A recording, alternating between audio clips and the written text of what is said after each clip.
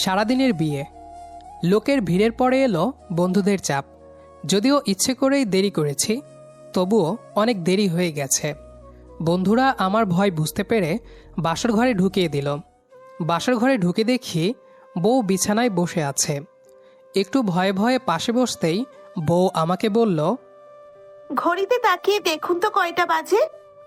বাসরাতে বউয়ের এমন সাহসী প্রশ্নে কিছুটা বিচলিত হলাম। কিছু না বলে চুপচাপ ঘড়িতে তাকিয়ে দেখি রাত 12টা 30 মিনিট। আমি অতশত চিন্তা না করেই বউয়ের পাশে বসে ফটফট করে বললাম, শোনো, আমার এখন বিয়ে করার কোনো ইচ্ছেই ছিল না। আমার বাবা মায়ের পছন্দেই তোমাকে বিয়ে করেছি, তবে আমার কারো সাথে কোনো সম্পর্কও নেই। কিন্তু আমি বিয়ের জন্য মানসিকভাবে প্রস্তুত ছিলাম না। তাই আমি এখন চাইলেও এত সহজে তোমাকে বউ হিসেবে মানতে বা বউয়ের অধিকার দিতে পারবো না। কথাগুলো বলে শেষ করা মাত্রই নতুন বউ আমার পাঞ্জাবির কলারটা চেপে ধরল, যেন রাগে হিস হিস করছে, পারলে এখনই খুন করবে। রেগে বলল, আমাকে কি খেলার পুতুল মনে হয় নাকি? পছন্দ হয়নি, বিয়ে করতে চাননি, এইটা আগে বলতে পারলেন না? নিজের মায়ের মন রক্ষা করতে আমার সব আশা স্বপ্নকে কেন বলিদান দিতে হবে?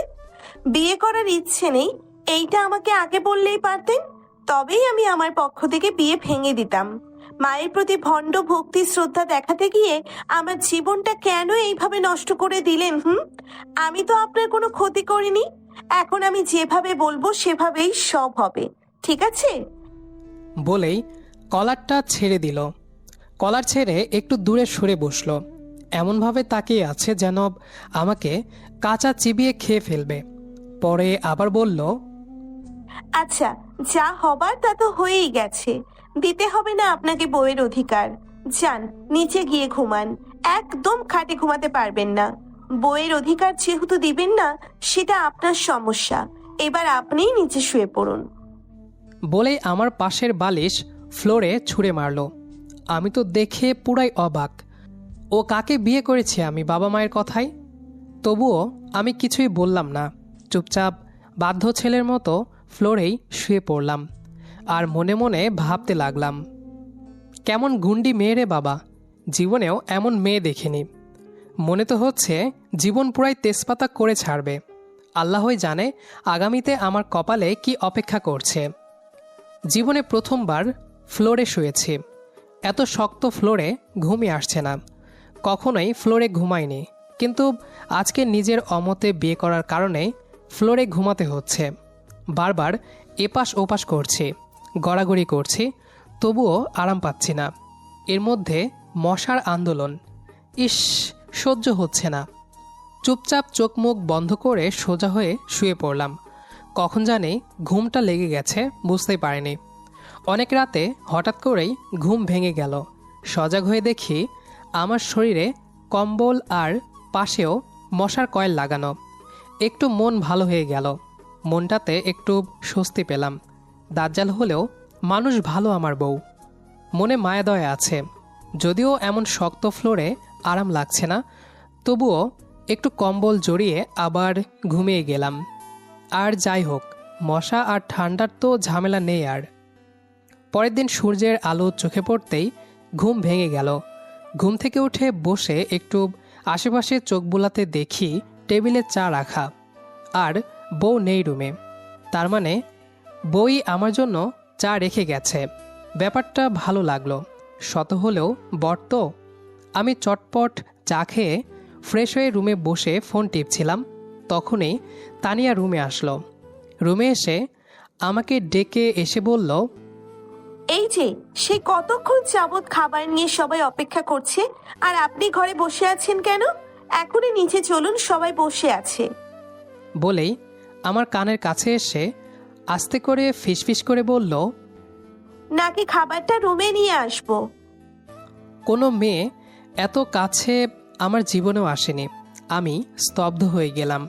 হার্ট অ্যাটাক হতে হতে বেঁচে গেছি।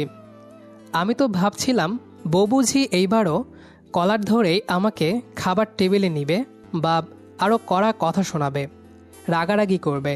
কিন্তু না, বউয়ের স্বর পাল্টে গেছে, কেমন করে যেন কথা বলছে।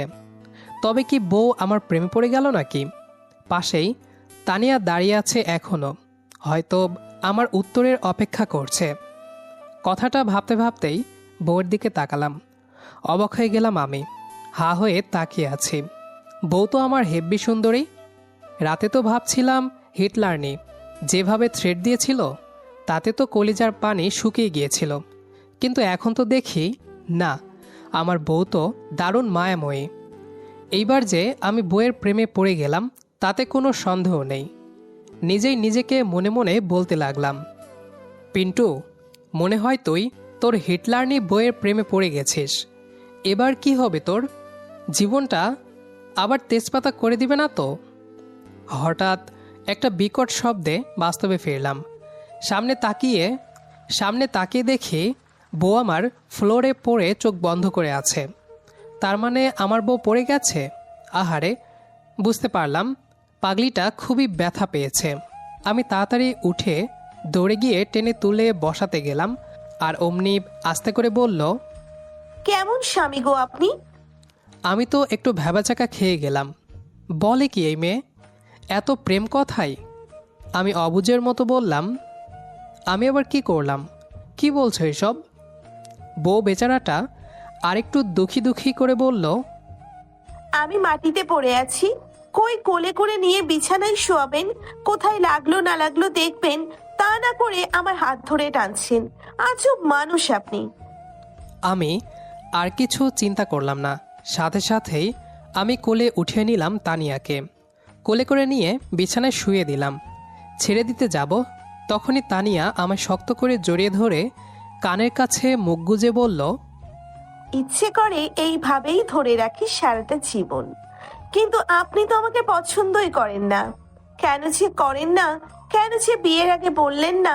বিয়ে করে এভাবে দূরে সরিয়ে রাখে কেউ? কথা শেষ করেই তানিয়া দীর্ঘ শ্বাস ছাড়ল, তারপর আমাকে ছেড়ে দিল। ওর চেহারাটা দেখেই বোঝা গেল কতটা মন খারাপ ওর।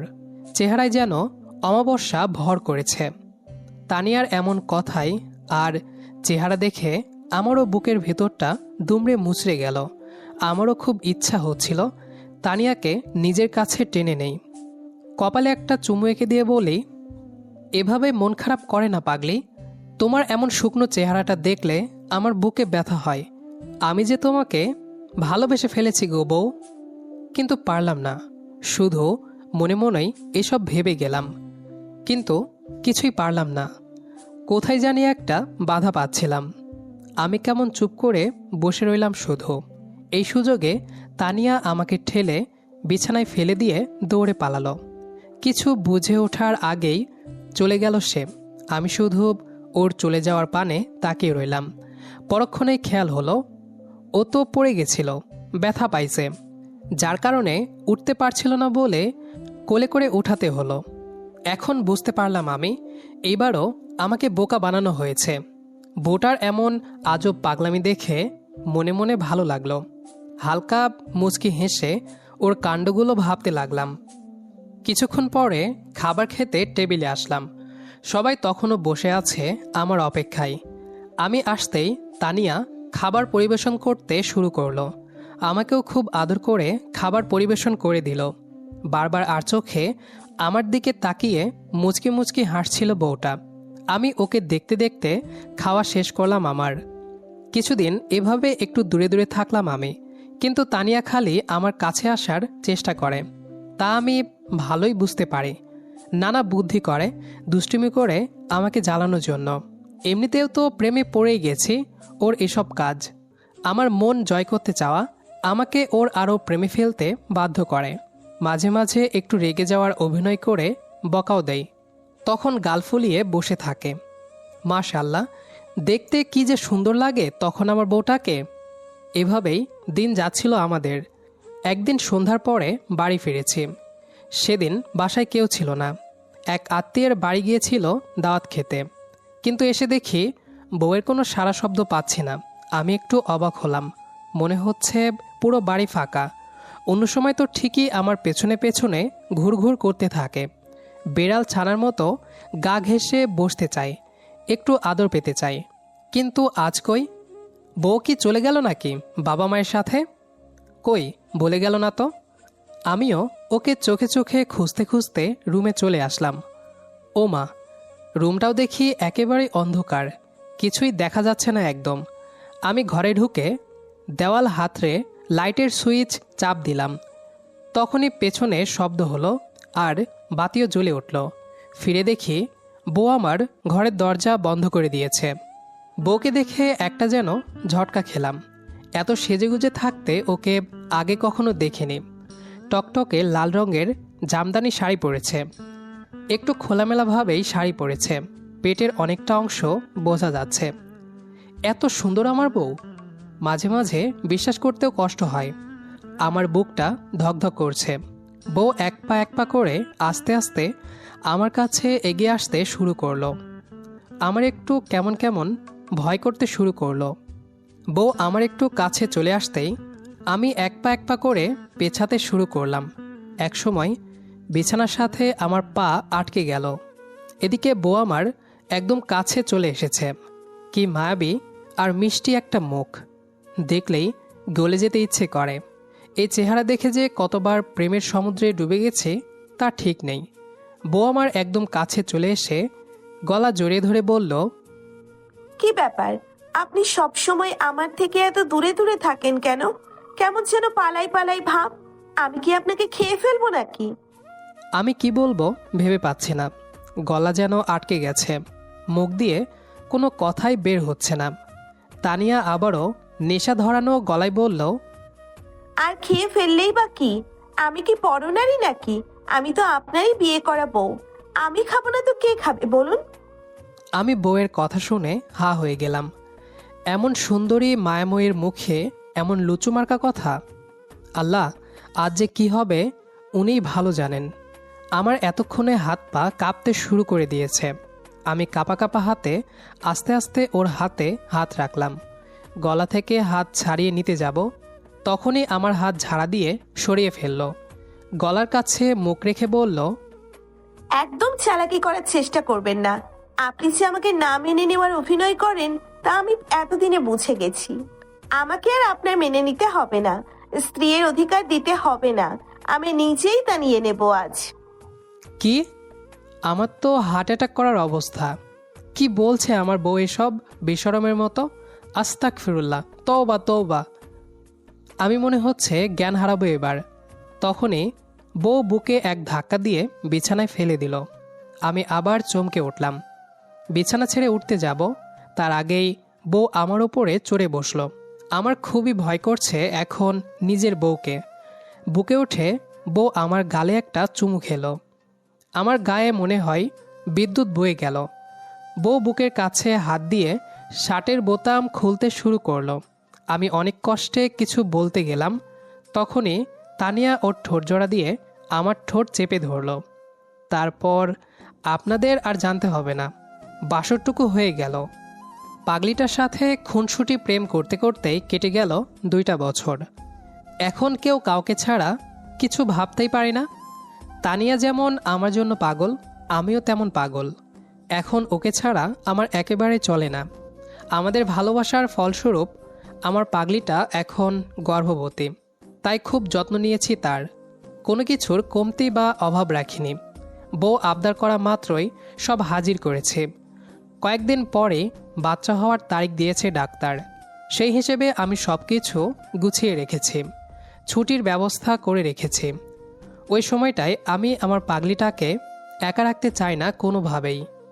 সেই মোতাবেক আমি অফিসে গেছিলাম আজ।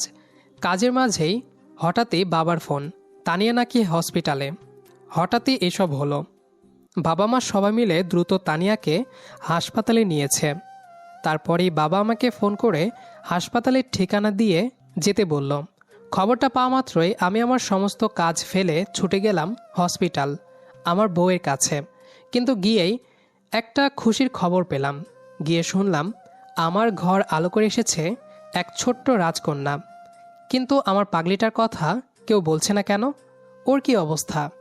আমি ওর কেবিনে গেলাম, চুপচাপ শুয়ে আছে। আমার পাগলিটার কোনো সারা শব্দ পাচ্ছে না কেন? ভয়ে আটকে উঠলাম। ভয় আমার মনে দানা বাঁধতে শুরু করলো।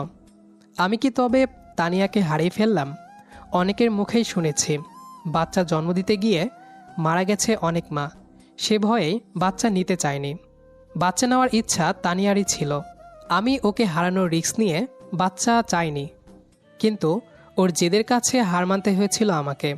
ওর নাকি বাচ্চা লাগবেই, কিন্তু ওর ইচ্ছে পূরণ করতে গিয়েই কি তবে? না, আর ভাবতেই পারছি না। আর একটা মিনিটও নষ্ট না করে দৌড়ে গেলাম ওর বিছানার কাছে। ওর পাশেই শুয়ে আছে বাচ্চাটা। দেখি বাচ্চাটা হাত পা নাড়িয়ে খেলছে, কি ফুটফুটে বাচ্চা। কিন্তু তানিয়া চোখ বন্ধ করে রাখছে। কি হয়েছে ওর? আমি কি তবে ওকে হারিয়ে ফেললাম? ওর নিঃশ্বাস আছে কি নাই তা দেখার মতো ধৈর্য আমার ছিল না। কি করা উচিত কিছু ভাবতে পারলাম না আমি। কিছু না ভেবেই তানিয়াকে জড়িয়ে চিৎকার দিয়ে ফেললাম। সাথে সাথেই কানের কাছে একটু ব্যথা অনুভব করলাম। পরে দেখি তানিয়া আমার আস্তে করে কানে কামড় দিয়েছে। আমার মনটা একটু হালকা হলো। তার মানে আমার পাগলিটার কিছু হয়নি, সে সুস্থ আছে। এর থেকে বেশি আর কি বা চাই আমার? আমি আনন্দে কেঁদে ফেললাম আবারও। শক্ত করে আবারও জড়িয়ে ধরলাম তানিয়াকে। তানিয়াও আলতো হাতে আমাকে জড়িয়ে ধরল। ক্লান্ত গলায় বলে উঠল, কি ভাবছিলা তোমাকে একা রেখে চলে যাব? আরে না, এত সহজ নাকি? তোমাকে একা এত শান্তিতে রেখে আমি কোথাও যাব না। আমি চলে গেলে তোমাকে জ্বালাবে কে? তখন তো মহা আনন্দে দিন কাটাবা, তা কি জানি না ভাবছো? আমিও বুকে শক্ত করে জড়িয়ে ধরে রাখলাম আর বললাম, বড্ড ভালোবাসি রে পাগলি তোকে, ছাড়বো না কখনোই। গল্পটি এ পর্যন্তই। আমাদের আজকের গল্পটি আপনাদের কাছে কেমন লেগেছে সেটি অবশ্যই কমেন্ট করে জানাবেন। দেখা হবে আবারও নতুন কোনো গল্প নিয়ে। সে পর্যন্ত আমাদের সাথেই থাকবেন। আর পুরো গল্পটি যারা যারা শেষ পর্যন্ত শুনেছেন বা দেখেছেন তাদের সবাইকে অসংখ্য ধন্যবাদ।